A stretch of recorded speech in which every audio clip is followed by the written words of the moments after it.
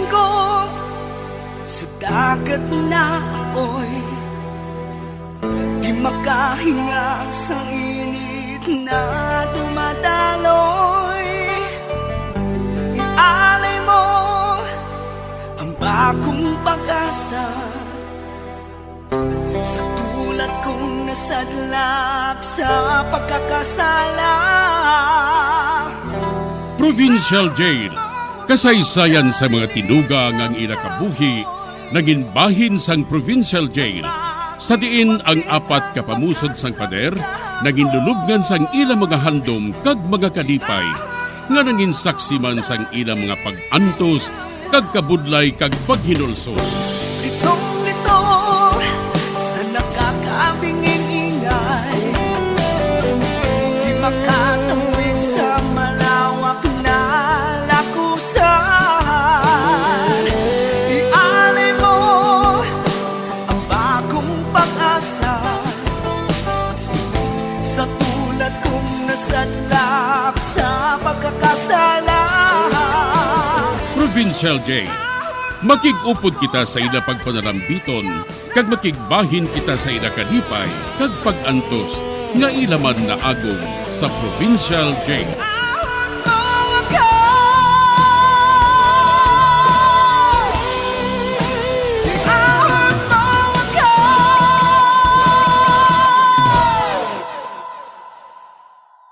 Bilang ko sa dagat na apoy, di makahinga sa init na dumadaloy. Ialay mo ang bagong pag-asa sa tulad kong nasadlak sa pagkakasala. Sa liwat maing adlaw sa inyo tanan mga palangga na mga tagpalamati, sa karon nga adlaw padayuno naton ang sulat, nga ginatagan naton sang kabuhi, diri sa ato panatuntunan, Provincial Jail. Ihawak mo ako sa nagliliyap na apoy, na aking matikman ang tamis ng sandali. Bahin sa nagligad, ginpakilala ako ni Tamara sa ilayaya sang una nga naglain ang ulo. Kag imbes nga mahadlok ako, nakigsuod ako sa iya. Tungod sa pamatyag ko, daw may madiskubrihan ako nga hitabo nga wala sa may makasugid. Diri sini nga bahin padayunon ko ang akong pagsaysay diri sa Provincial Jail. Bah, nakita ko ni Lucy sa bintana. Nagwa siya. Napaktan ko nga hindi siya maluyag nga makigsugulanan ako parte sa iyang manghod. Hinablos ka ni Miss Cardingham, no? Oo. Nakalabay lang ako, Kag nakita ko si Flora nga nagapungko diri. Gani nagsulod ako. Maayo kun amo. Malakat ka na gali? Ginahulat na siguro ako sa akong tiya sa balay. Kun amo sina. Hindi na siya pagpahulat Flora, malakat na ako. Bye. Walang ara dira, no? Lucy, wala, no? Nakatultol ka bala sa alagyan mo? Aba, oo. Kabisado ko ng alagyan ko. Kun amo, i-regards mo na lang ako sa tiya mo, ha? Oo, Lucy. Sige ha. Amo na ako. Padalagan ako pa uli, Duha ka tawong nasugat ako subong. Kag hindi ko mahangpan kung ano. Dasigan ko ang pagdalagan, Kinahanglan, makaabot ako dayon sa balay.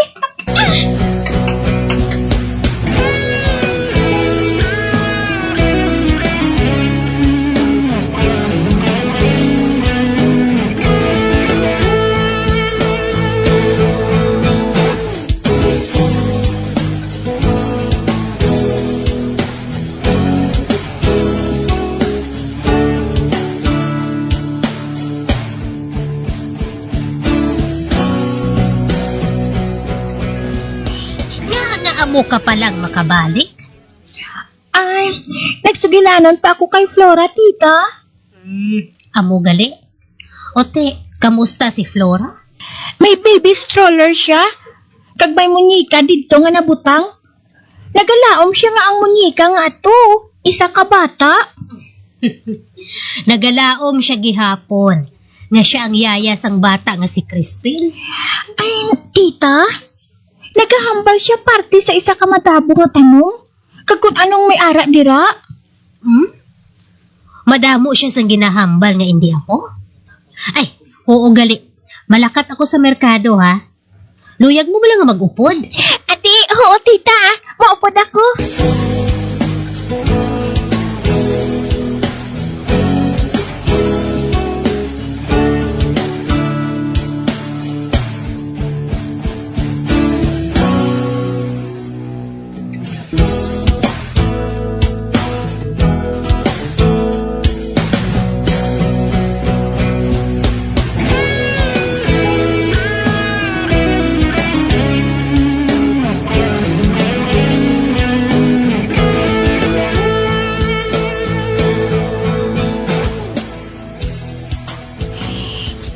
Hindi makuha sa akon kaisipan si Flora. Kagkun nga naglain ang ulo sini. Kagkun nga ginapatiyan niya nga ang munyika amo si Crispin. Si Crispin, bastos kag arugante. Ayan, bangod nga wala siya ginasapak sang ginikanan niya. Pero, amo man si Tamara. Parehong batasan nila nga mag-utod.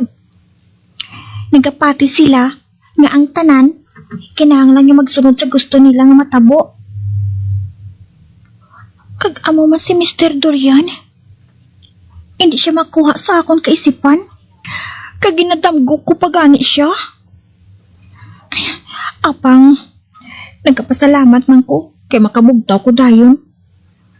Pangubisan sa akong damgo, nahadlok ako sa iya. Ay, isa ka bes.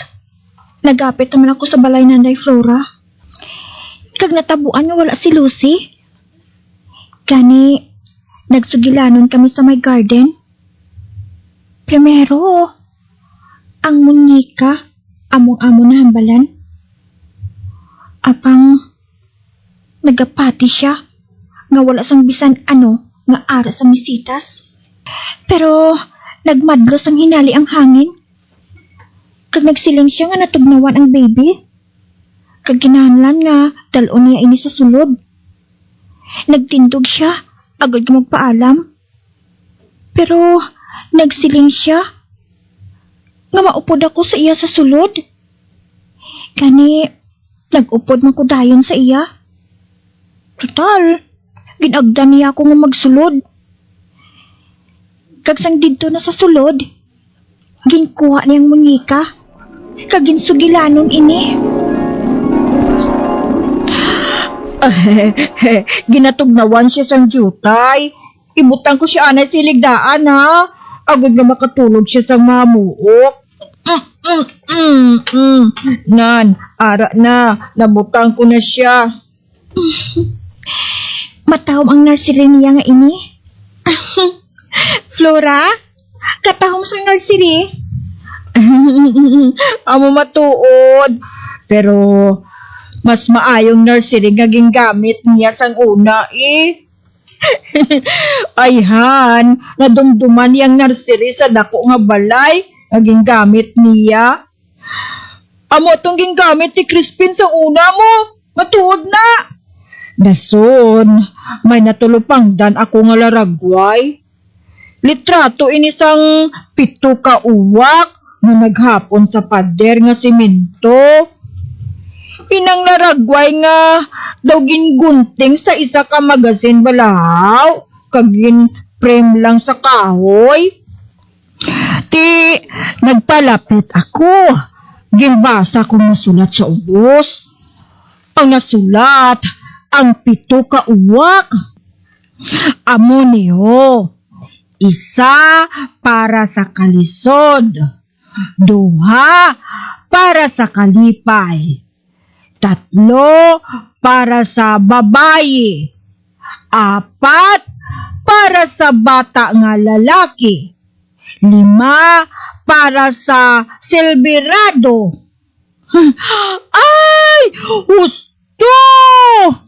Nadumduman ko ng nursery rhyme sang 7 ka uwak. Sinong naghimo sina Flora? Si Lucy! Siyang naghimo sina!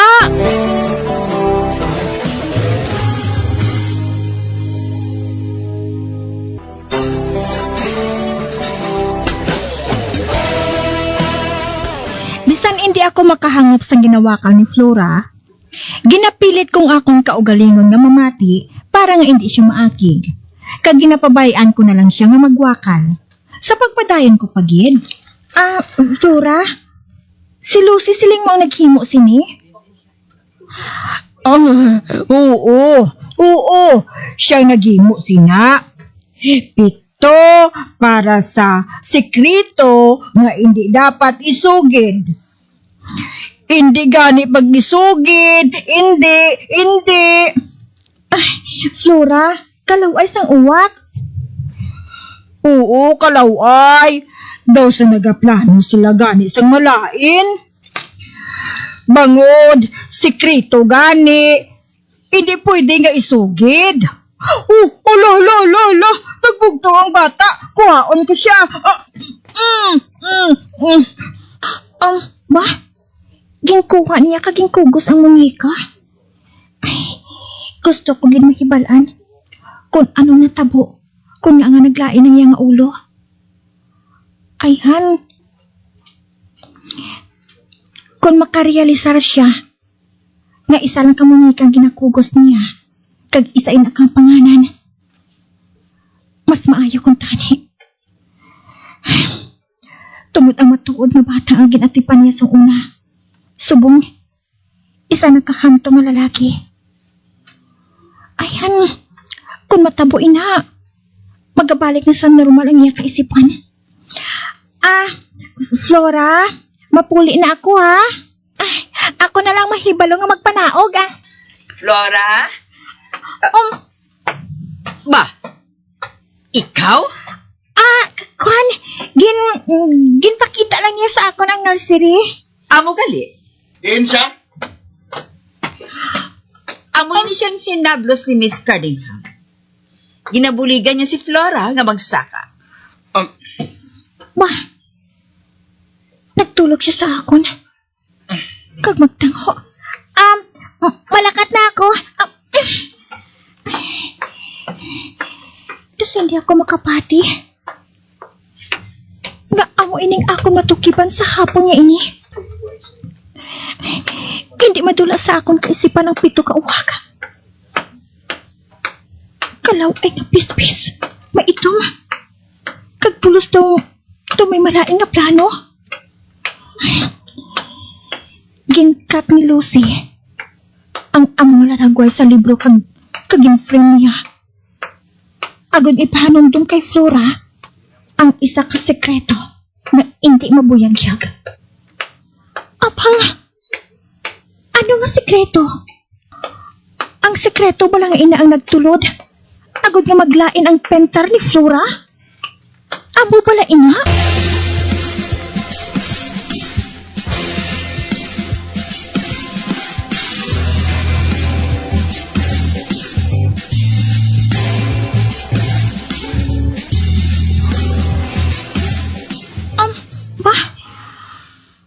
Pari nagali ako sa balay na Rachel. Mahapit ako sila balay Sugiran ko siya sa natabo sa akon dito sa balay na Lucy. Maayo kay bukas ang ilang gate sang jutay. Masulod ako Aring perta nila, panuktok ako.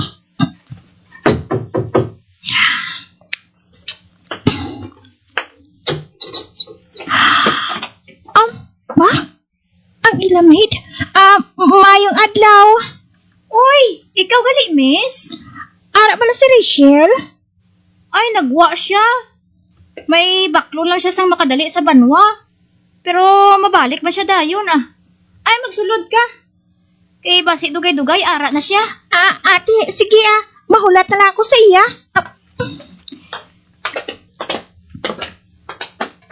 Magpungko ka lang, anay, ha? Salamat. Ate, sige. Mabilin ko na ikaw. Kaya may ubrahon pa ko sa kusina. Oo. Mapungko na ako diri. Ay, maayo man.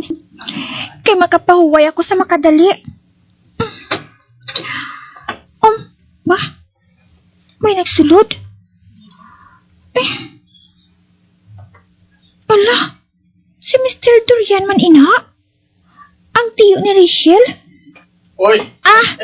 Ikaw gali, Miss Freddy? Oy, wala gid ko maglaom nga ari ka diri, ah? Kan? Oo. Nagahulat ako kay Rachel. Kagula pa siya gihapon. Gani, ang maayo pa, mahalin na lang ako Ay, hindi. Maggulat ka na lang sa iya sa makadali. Magpungko kaliwat. Diri, oh. Pungko kaliwat. Oo.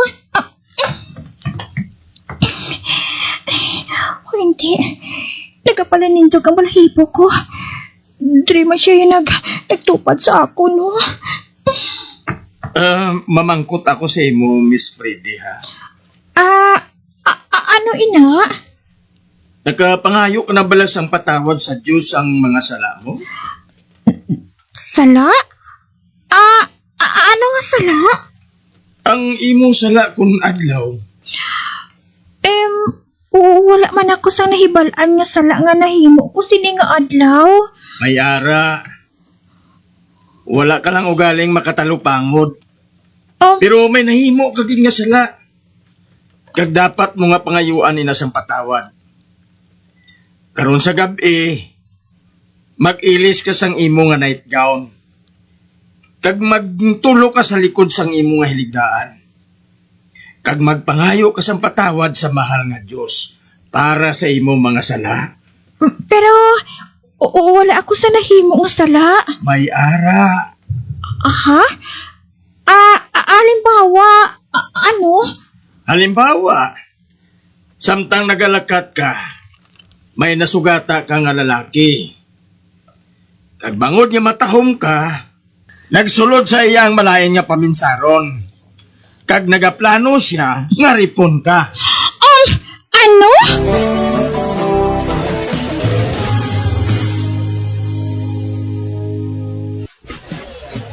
Bilang ko agad na ako'y makahinga sa gilid na tumataloy. Alay mo ang bagong pag-asa. Tulad kong saglat sa pagkakasala. Magagyan sa nagiging sa pagpabati, ang mga kasugpon sang sulat ni aton man ginatagan sa kabuhi, diri sa atong katuntunan, provincial Journal.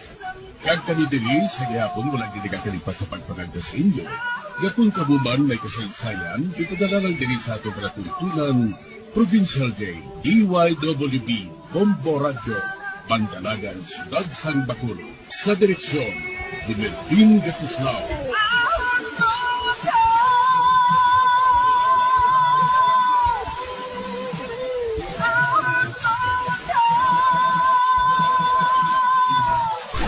Bombo Radio Philippines. Patuloy na #1 sa drama. Fast Paradyo! Bombo!